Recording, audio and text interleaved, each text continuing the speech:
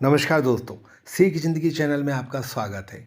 छोटी छोटी प्यारी कहानियाँ और उनसे बड़े बड़े सबक, बस यही उद्देश्य है हमारा। अगर वीडियो अच्छा लगे तो इसे लाइक और सब्सक्राइब जरूर करिएगा।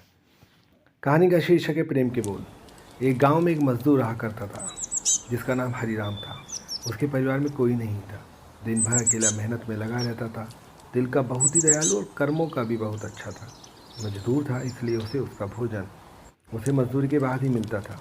आगे पीछे कोई ना था इसलिए वो इस आजीविका से संतुष्ट था। एक बार उसे एक छोटा सा बछड़ा मिल गया। उसने खुशी से उसे पाल लिया। उसने सोचा आज तक वो अकेला था, अब वो जब बछड़े को अपने बेटे के जैसा पालेगा। हरिराम का दिन उसके बछड़े से ही शुरू होता और उसी पर खत्म होता। वो रात दिन उसकी सेवा करता और उसी से अपने मन की बात करता। कुछ समय बाद बछड़ा बैल बन गया। उसकी जो सेवा हरिराम ने की थी उससे वो बहुत ही सुंदर और बलशाली बन गया। गांव के सभी लोग हरिराम के बैल की ही बातें किया करते थे। किसानों के गांव में बैल की भरमार थी, पर हरिराम का बैल उन सबसे अलग था। दूर दूर से लोग उसे देखने आते थे। हर कोई हरिराम के बैल के बारे में बातें कर रहा था। हरिराम भी अपने बैल से एक बेटे की तरह ही प्यार करता था। भले खुद भूखा सो जाए लेकिन उसे हमेशा भरपेट खिलाता था। एक दिन हरिराम के स्वप्न में शिव का नंदी बैल आया। उसने उससे कहा कि हरिराम, तुम एक निस्वार्थ सेवक हो।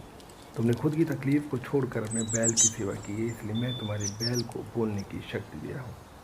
इतना सुनते ही हरिराम जाग गया और अपने बैल के पास गया। उसने बैल को सहलाया और मुस्कुराया कि भला एक बैल बोल कैसे सकता है। तभी अचानक आवाज आई, बाबा, आपने मेरा ध्यान एक पुत्र की तरह रखा है। मैं आपका आभारी हूँ, आपके लिए कुछ करना चाहता हूँ। यह सुनकर हरिराम घबरा गया। उसने खुद को संभाला और तुरंत ही बैल को गले लगाया। उसी समय से वह अपने बैल को नंदी कहकर पुकारने लगा। दिन भर काम करके आता और नंदी से बातें करता।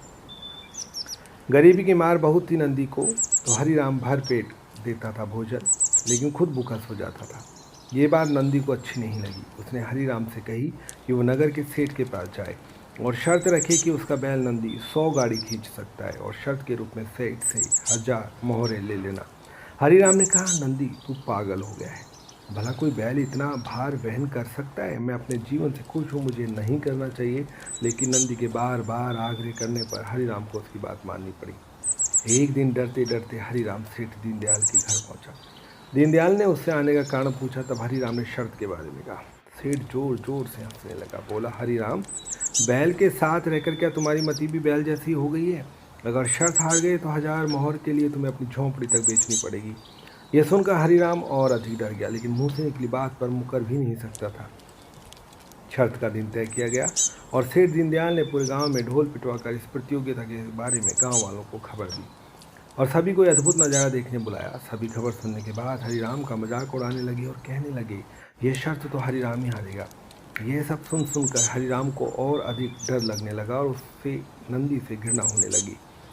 वो उसे कोसने लगा, बार बार उसे दोष देता और कहता कि कहाँ मैंने इस बैल को पाल दिया। मेरी अच्छी भली कट रही थी, इसके कारण सर की छत से भी जाऊंगा और लोगों की थू थू होगी वो अलग। अब हरिराम को नंदी बिल्कुल भी रास नहीं आ रहा था। वह दिन आ गया जिस दिन प्रतियोगिता होनी थी। 100 माल से भरी गाड़ियों के आगे नंदी को जोता गया और गाड़ी पर खुद हरिराम बैठा था। सभी गांव वाले ये नज़ारा देख हंस रहे थे और हरिराम को बुरा भला कह रहे थे। हरिराम ने नंदी से कहा, देख, तेरे कारण मुझे कितना सुनना पड़ रहा है। मैंने तुझे बेटे जैसा पाला और तूने मुझे सड़क पर लाने का काम किया। हरिराम के ऐसे घृणित शब्दों के कारण नंदी को गुस्सा आ गया और उसने ठान ली कि वो एक कदम भी आगे नहीं बढ़ाएगा और इस तरह हरिराम शर्त हार गया। सभी ने उसका मजाक उड़ाया और उसे अपनी झोंपड़ी सेठ को देनी पड़ी। अब हरिराम नंदी के साथ मंदिर के बाहर पड़ा हुआ था और नंदी के सामने रो रो कर उसे कोस रहा था। उसकी बातें सुन नंदी को सहा नहीं गया और उसने कहा, बाबा हरिराम, ये सब तुम्हारे कारण हुआ है। ये सुन हरिराम चौंक गया। उसने गुस्से में पूछा कि क्या किया है मैंने? तुमने भांग खा रखी है क्या? तब नंदी ने कहा कि तुम्हारे प्रेम के बोल के कारण ही भगवान ने मुझे बोलने की शक्ति दी और मैंने तुम्हारे लिए सब करने की सोची, लेकिन तुम उल्टा मुझे ही कोसने लगे और मुझे बुरा भला कहने लगे।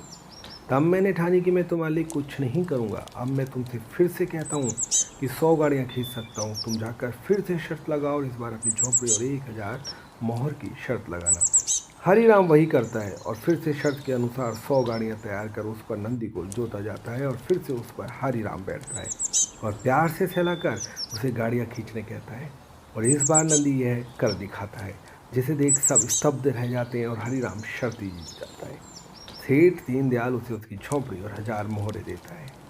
दोस्तों, इस कहानी से शिक्षा मिलती है प्रेम के बोल कहानी से कि जीवंत प्रेम से ही किसी से जीता जा सकता है। कहते हैं प्रेम के सामने ईश्वर भी झुक जाता है, इसलिए सभी को प्रेम के बोल ही बोलने चाहिए।